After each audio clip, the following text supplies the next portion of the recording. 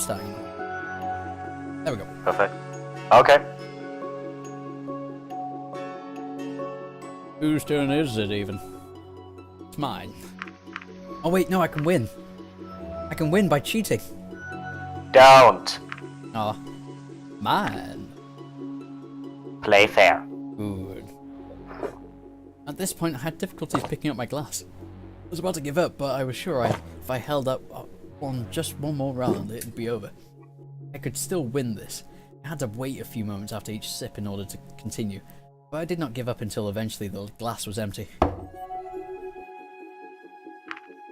Suck on this, you scaly bastard! For the first time I could see something in his eyes, other than his always present confidence. Was it disbelief or insecurity?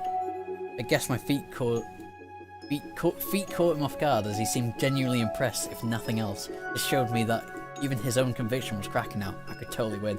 The room is so glowy right now. You're cute. I like you. I really do, but I sure as heck am not gonna let you win. I don't swing that way, brah. He was struggling. It became more and more obvious that as he tried to swallow the liquid in his bowl, bit by bit. He stopped at one point, panting heavily. I considered taking a cheap shot at him, but as he had refrained from doing so during my turn, I wasn't going to start now. There. It's getting tired. I could hear Bryce's voice, but not make out the individual words anymore. I decided to rest my eyes, just for a little bit.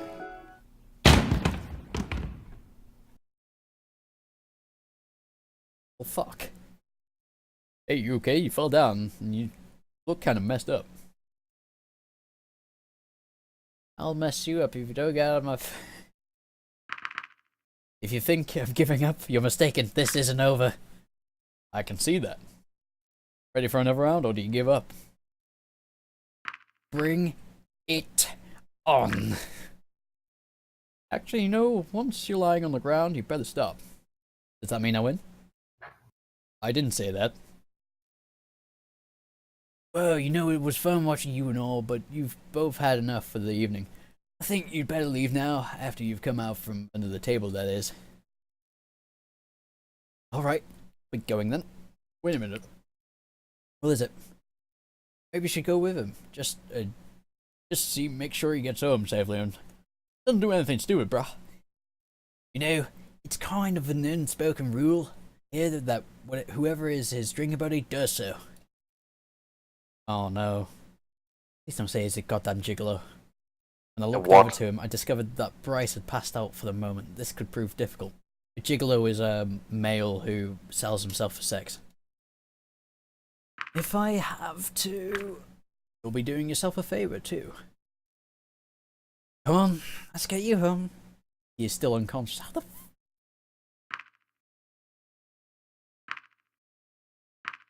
Dump some water on his face. This should do the trick. What? That's you, Dr. Bright. Where am I? Still in the bar. Come on, let's get you home. Wait, I'm the more drunk one. Oh, this is a nice house. Is there a coat? Oh no. Don't say we did. I awoke looking at an unfamiliar ceiling for a moment. I wondered where I was. Before the events of last night all came back to me. As I got up and looked around, I realised that I apparently slept on a floor. No. Where am I? This isn't my apartment. Don't say we did. Guess I must have passed out after I could tell you so many things, right? Because you passed out. Hey, Bryce. Wake up, Fi. Dragon moved and let out a groan before he opened his eyes. I got him. For your information, my kind does tend to look a little bigger than the others, but it also makes us the strongest. Yeah. Damn, my hair. Are you even here? Guess I must have passed out after I escorted you home. Alright, after our little game. Remember who won? I don't even know, but you stood your ground and I respect that. Didn't do anything funny while I was out, did you?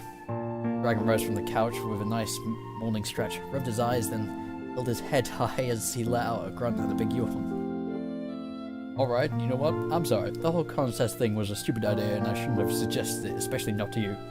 Well, it's not like you forced me to participate, so I suppose I share some of the blame. Let's just pretend the whole thing never happened. Deal.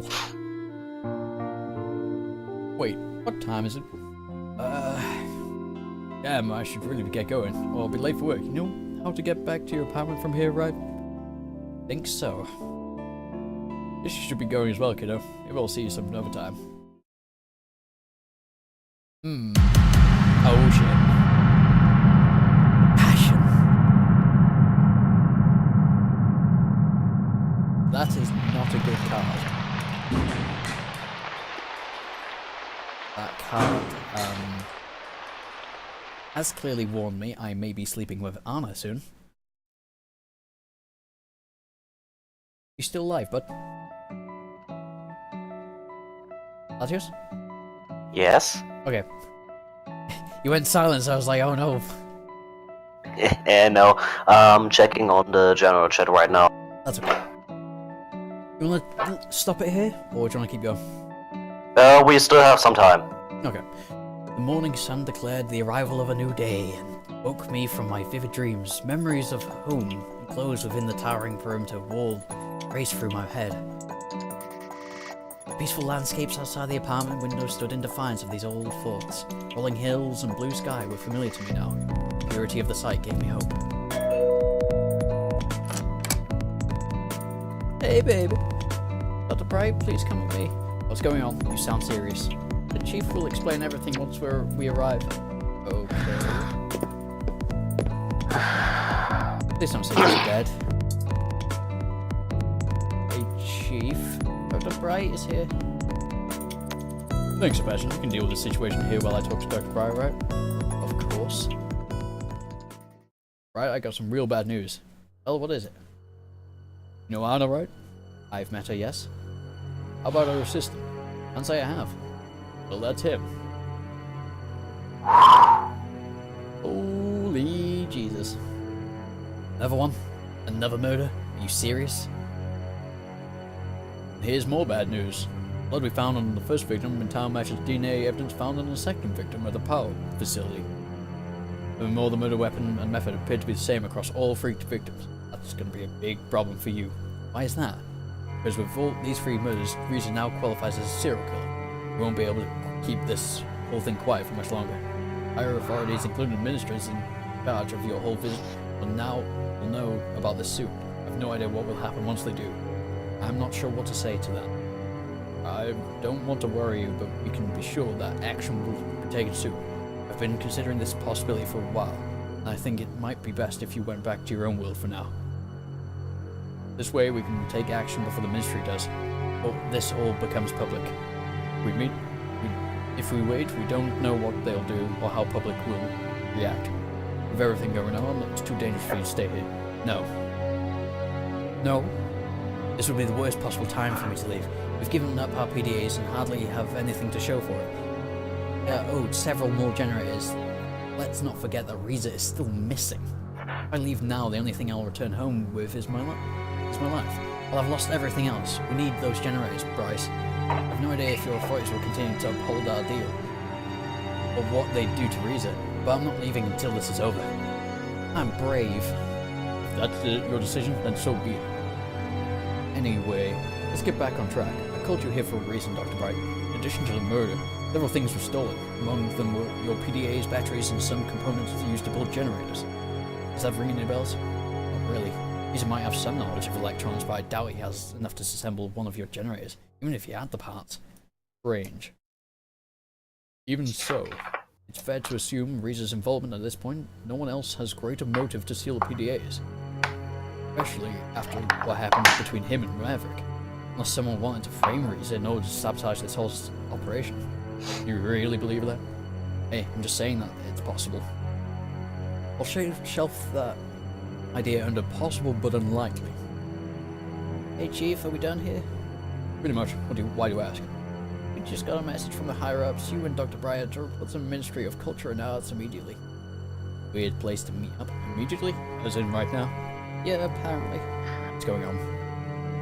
To be frank, I don't know. This is an extraordinary situation, and now that it's getting out of hand, they must want to address it.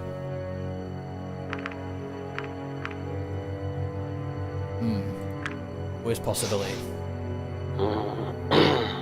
If you expect the worst, at least you won't be disappointed.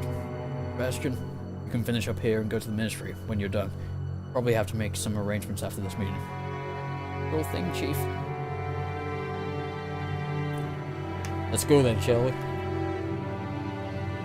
Not like I have a choice.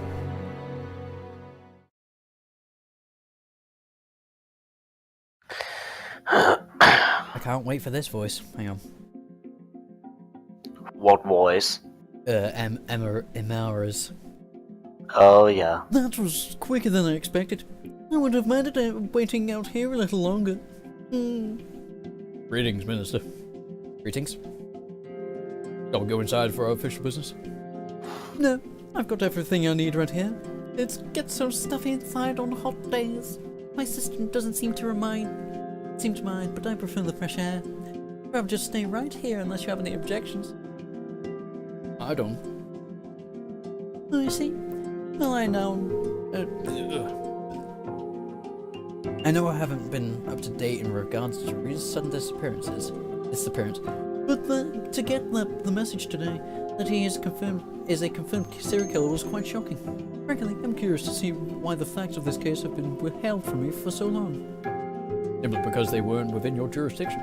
Murders were strictly a police matter. Only with the amount of new evidence, namely the DNA and blood we found on these 3 victims, now being linked together.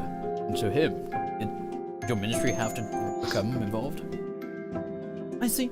So Reese's involvement is now undeniable. I'm afraid so, Minister.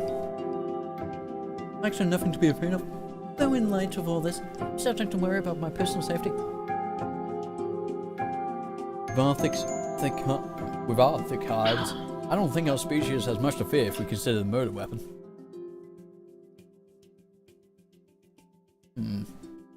Speak for yourself. I don't think someone of my standing needs protection. Oh, for sure. If you're worried about your personal safety, we could look into an escort for you.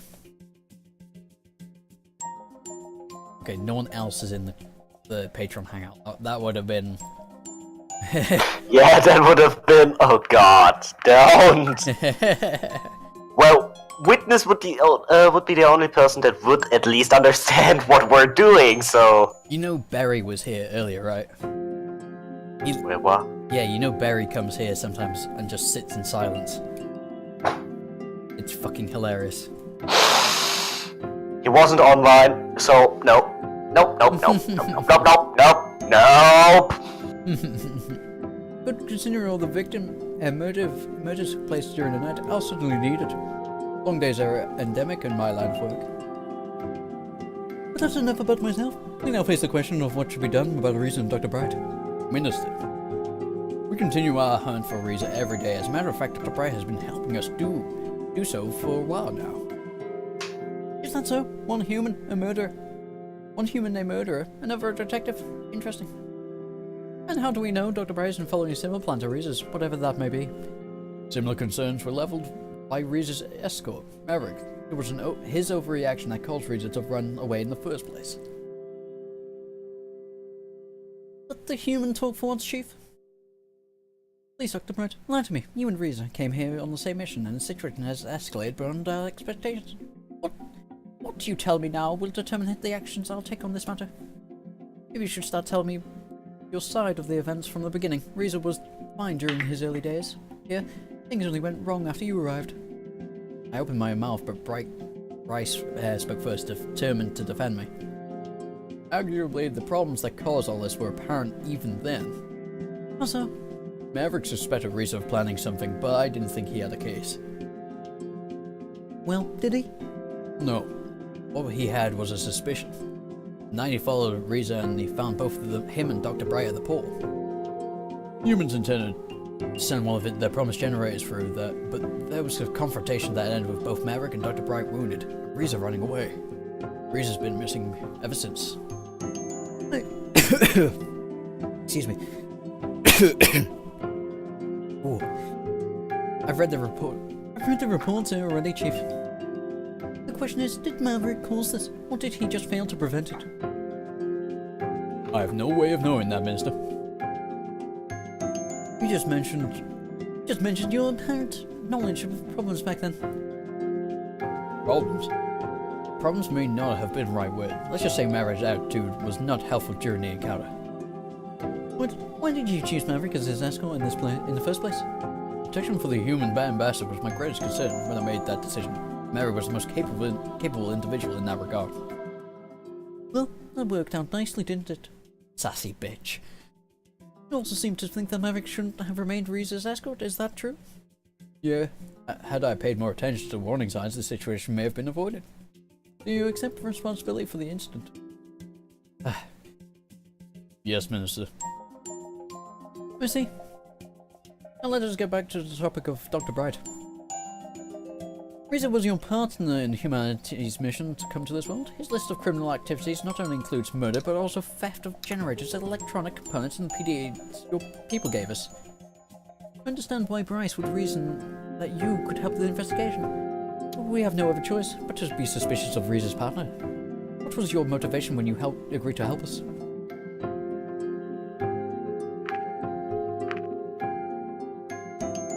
It is my best bet to finding the truth. That'll be the best one, won't it? I thought Riza's involvement was undeniable at this point.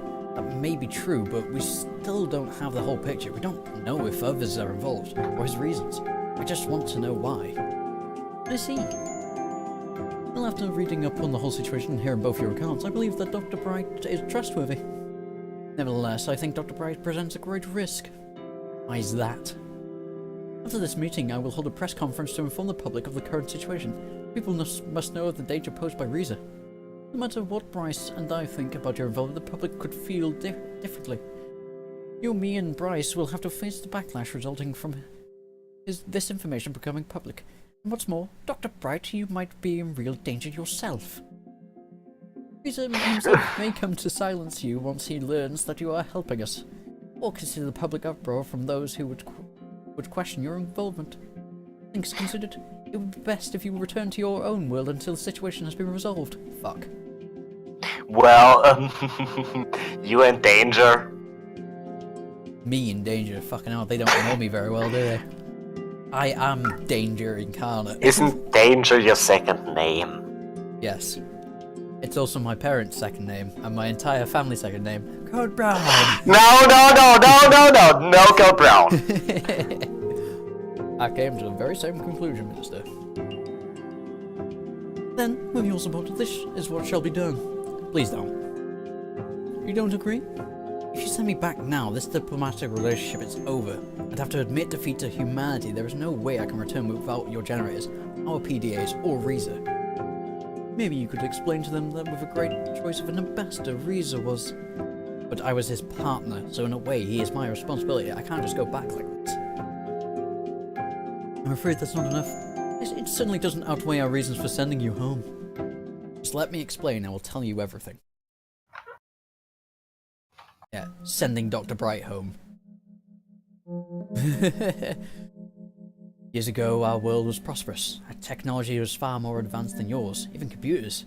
No, even. Computers not only graced every household, but every single person. It was the age of information. Oh, are we in the aftermath of age of information? Oh my god. My god. That's weird. Now, this will be an important lesson for you, so I'll be silent. Okay.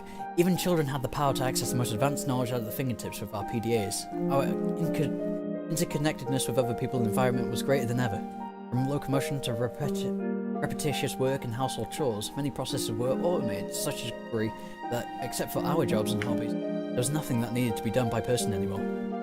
Even the concept of something wielding a weapon was outdated, as wars were no longer fought by people, but machines. Ooh. Oh no, looking back, it was probably the single most prosperous time in human history. Exploitation of the environment and the people was at an all-time low, as was crime. Conversely, our technology advancement had drastically increased quality of life. Humans were no longer required for strenuous and repetitive tasks. Education reached an all-time high and many new jobs were created. General happiness had reached levels never before seen. Yet one day, everything changed when the Fire Nation attacked. Shut up! That meme is overplayed. A solar flare that was headed for Earth was detected by an automated monitoring system, which is determined to be so powerful that it dwarfed all others ever recorded in history. With less than a week to prepare, chaos hit much earlier than that, as people scrambled for shields to shield themselves and their possessions from the incoming ion storm. On a worldwide level, power lines were switched off, satellites reoriented in space, and planes grounded to mitigate the effects that would hit us. Despite humanity's contingency plan for such an event, and all our efforts, we were still not prepared for the sheer magnitude of the solar flare that had arrived. It was only then when our race had become so dependent on technology that we were immeasurably vulnerable against this kind of disaster. That day, a force with the power of 10 billion Hiroshima bombs was unleashed into our atmosphere. The eyewitness reports from this day were varied as they were terrifying. Oh, that's pretty. That's pretty. A huge, beautiful aurora could be seen on the horizon before fireballs hurled across the sky. Oh shit. So my theory is right that this is most probably the ruins of man they found next to the portal. Maybe. In some places these lights became so bright that even those asleep at night awoke, as though day had already arrived. Coronal mass ejection by itself did not have the power to kill anyone directly, but the side effects were disastrous. As the lights in the sky arrived, sparks showered from electrical outlets everywhere, igniting rampant fires in every town and city.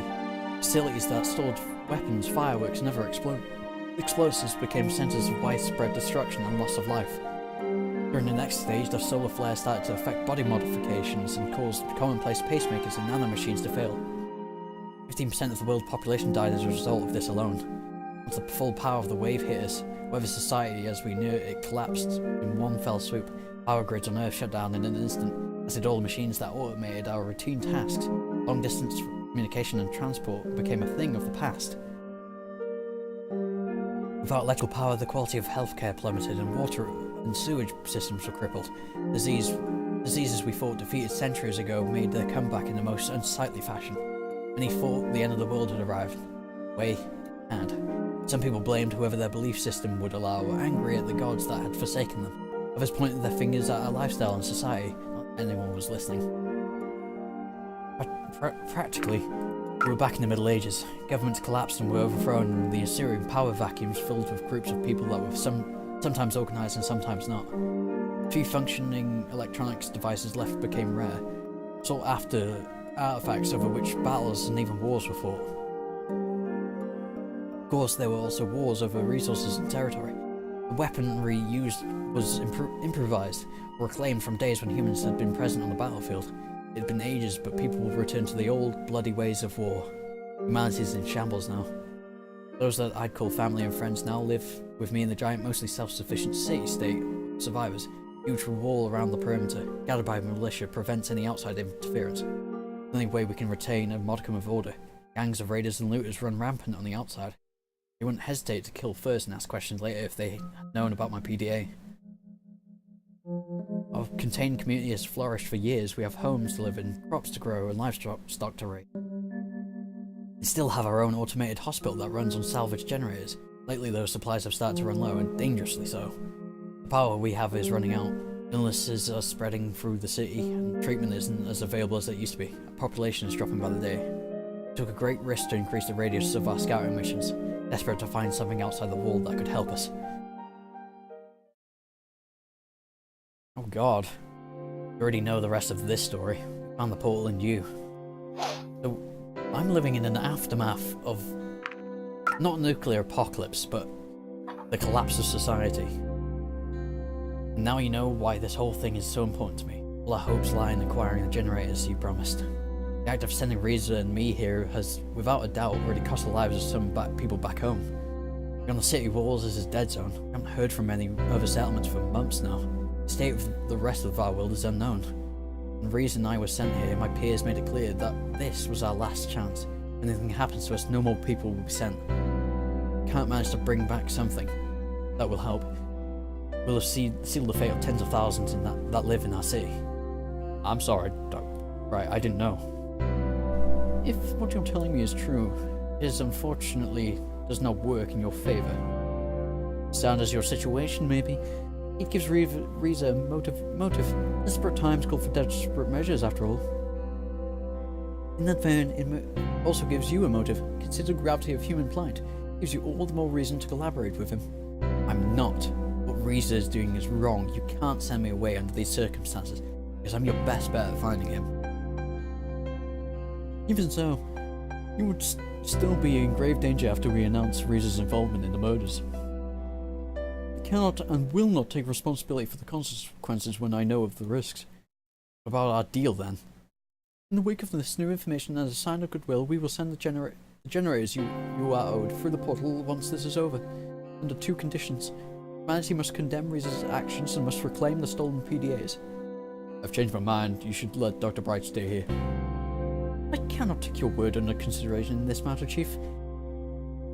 Taking into account Maverick's actions and your responsibility for them, you will have to be dealt with separately.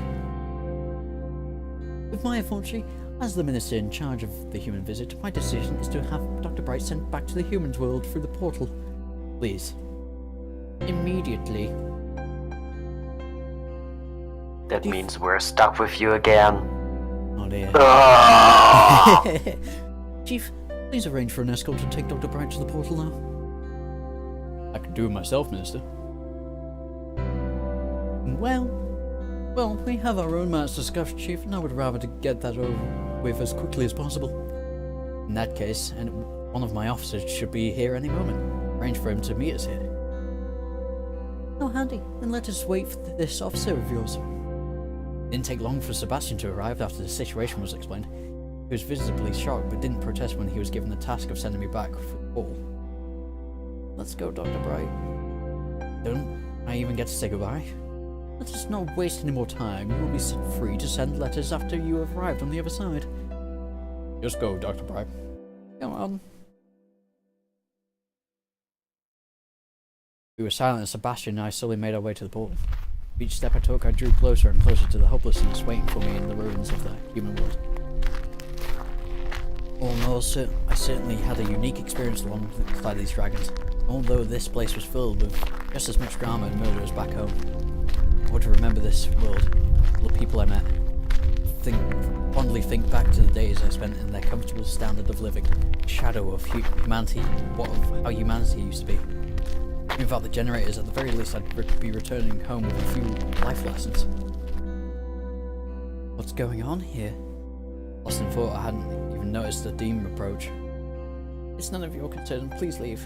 Can I even get a few minutes before I go? I suppose nobody's stopping us. Make it quick. Dr. Bright, what's going on here? Something serious happened. I have to leave. Right now? Why? It was the minister's decision, not mine. You'll hear all about it soon enough. Does this have anything to do about what I've been hearing? Is Riza really a murderer? I'm afraid so. Oh. Well, what does that make you? I don't have anything to do with that. Just helping the police find him. Why are you leaving? They don't want me to stay here. All of this going on for my own safety. It was nice to get to know you at least. Twice. Guess I should get going. Bye. Bye, Eddie. Remember her? That was the witness from Riza's first murder. Did you know her? A little. See? Oh dear. A few minutes later we arrived at the portal, standing proud as ever in defiance of the elements, and the years had destroyed us survived before it was found. I hope I can remember how this thing works. Joking. Yeah, sorry. Got it. Right, I suppose it's time for us to say goodbye. Let's keep it professional. I don't like to mix personal matters with work. Looked away and I shrugged. Go ahead, get it on then. You stand between the pillars then? Of course. I took my place and stared towards the horizon while I thought about what would happen now, in this world and others.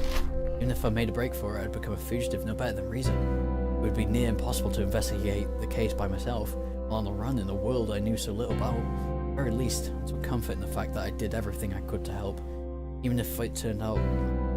Nevertheless, I dreaded going back empty-handed, returning to my old life in our ruined city. Any second now, the teleportation process would start disintegrating my body before it would reappear on the other side back in my dying world. Wondered if there was any risk of getting lost somewhere between worlds. We didn't really know how the portals worked, after all.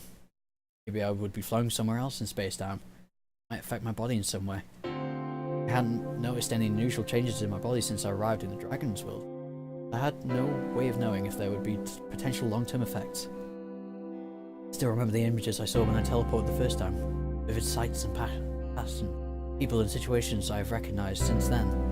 It only took a moment to arrive at the other side of the portal. It felt like I had dreamed 1,000 dreams. During the nights I spent here, dreams had often reappeared. Any time now I would undergo the same experience again. I was almost relieved that my adventure was over.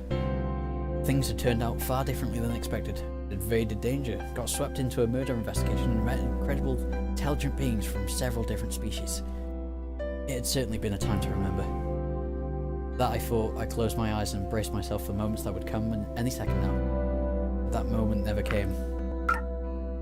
And cut. You want to stop there? Yes. That's pretty good.